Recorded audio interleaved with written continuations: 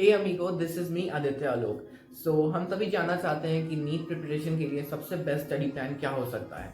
And ये चीज़ हम लोग के दिमाग में सबसे पहले तब आता है जब हम लोग खुद एक ड्रॉपर होते हैं। And I can totally understand it because I was also a dropper back in 2024। मेरे भी दिमाग में ये चीज़ बहुत बार आया था कि मुझे आखिर पढ़ाई किस तरह से करनी है। हालांकि मुझे एज सच कोई नीड नहीं दिखी कोचिंग इंस्टीट्यूट में एडमिशन लेने की, बिकॉज मेरा सिलेबस टोटली कंप्लीट था और मेरा कॉन्सेप्ट भी क्लियर था। तो मैंने किसी कोचिंग इंस्टीट्यूट में आज से एडमिशन नहीं लिया।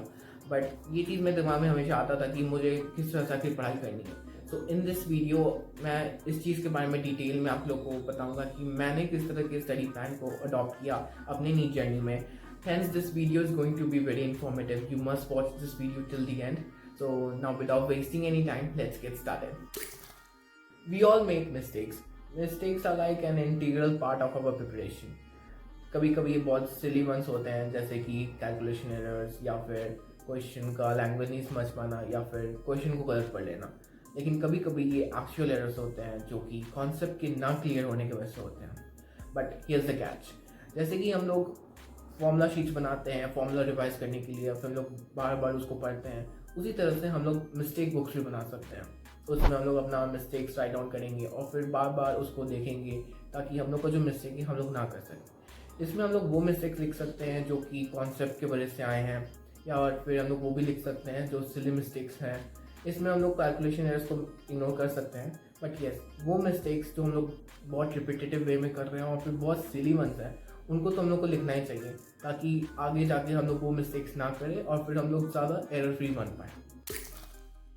Long term goals are important, like ये डिसाइड करना कि इस मंथ में हम लोग ये टॉपिक्स या ये चैप्टर्स कंप्लीट करेंगे। ये चीज़ ज़रूरी है, बट इसके साथ साथ हम लोग को शॉर्ट टर्म गोल्स पे भी उतना ही वेटेज देना भी ज़रूरी है। और इसके लिए हम लोग वीकली टारगेट्स प्रिपेयर कर सकते हैं, लाइक ये डिसाइड करना कि इस पर्टिकुलर वीक में हम लोग कौन कौन से टॉपिक्स पढ़ेंगे या फिर ये पर्टिकुलर चैप्टर हम लोग इस वीक के एंड तक हम लोग कंप्लीट कर लेंगे। इस चीज़ से हम लोग देख पाएंगे कि हम लोग कितने इफेक्टिव हैं और ये भी देख पाएंगे कि हम लोग कितना ज़्यादा प्रोग्रेस कर पा रहे हैं। And accordingly we can also make daily goals, जैसे कि ये डिसाइड करना कि इस पर्टिकुलर दिन हम लोग कौन कौन से टॉपिक्स पढ़ेंगे या फिर कौन से कोई चैप्टर हम लोग को अगर लगता है कि हम लोग पढ़ सकते हैं तो हम लोग वो पढ़ेंगे। या फिर हम लोग एक पर्टिकुलर चैप्टर को ये डिसाइड कर सकते हैं कि इस चैप्टर का हम लोग इतने टॉपिक हम लोग आज ख़त्म कर देंगे। एंड ये डेली गोल्स हम लोग को हमेशा रात में एक दिन पहले सोने से पहले बनाना चाहिए, बिकॉज अगर हम लोग सुबह सुबह उठ के ये बनाएंगे तो वी ऑल नो कि हम लोग को सुबह में आलस आता है और फिर उसके वजह से हम लोग सब कुछ अगले दिन के लिए छोड़ते जाएंगे और ऐसे करते करते बाद का बाद होते जाएगा एंड वो बाद कभी नहीं आएगा।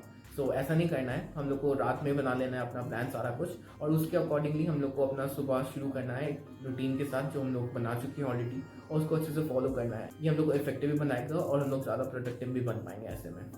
एंड ऑफकोर्स बहुत ज़्यादा आइडियलिस्टिक नहीं बनना है, बिल्कुल अपनी एफिशिएंसी के अकॉर्डिंग शेड्यूल प्लान करना है कि हम लोग इतना कर पाएंगे तो करना है, नहीं तो फिर बहुत ज़्यादा एक्स्ट्रा करने की बिल्कुल भी ज़रूरत नहीं है।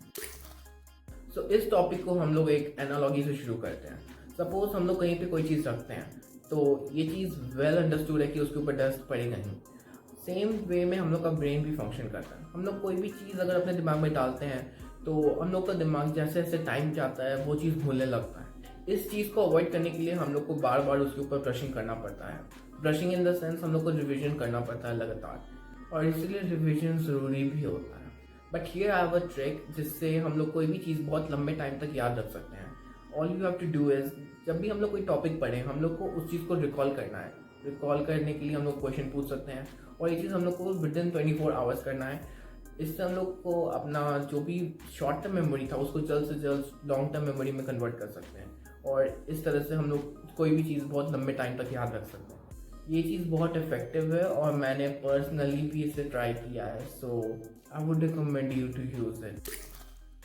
Question practicing is one of the most important aspects for cracking any competitive exam, because इससे ना सिर्फ हम लोग को ये पता चलता है कि किस चैप्टर से किस तरह के क्वेश्चंस आते हैं और कौन सा टॉपिक को हम लोग को ज़्यादा वेटेज देने की ज़रूरत है, बल्कि हम लोग को ये रिवीजन में और ये पता करने में कि हम लोग को कहाँ कहाँ पे कॉन्सेप्चुअल एरर्स हो रहे हैं, इसमें भी हम लोग को हेल्प करता है।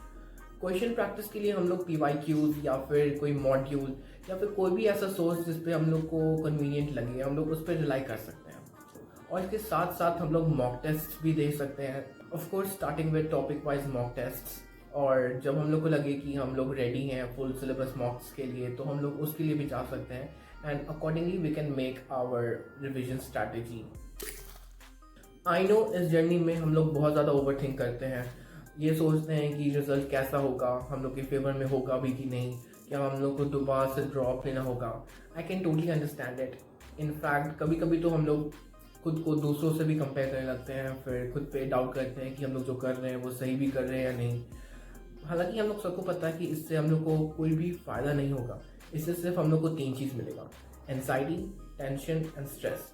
लेकिन हम लोग को इस आदत को छोड़ना पड़ेगा, हम लोग को कैसे भी खुद को समझाना पड़ेगा और खुद को खुश रखने की कोशिश करनी पड़ेगी, बिकॉज उससे ही हम लोग प्रोडक्टिव बन पाएंगे।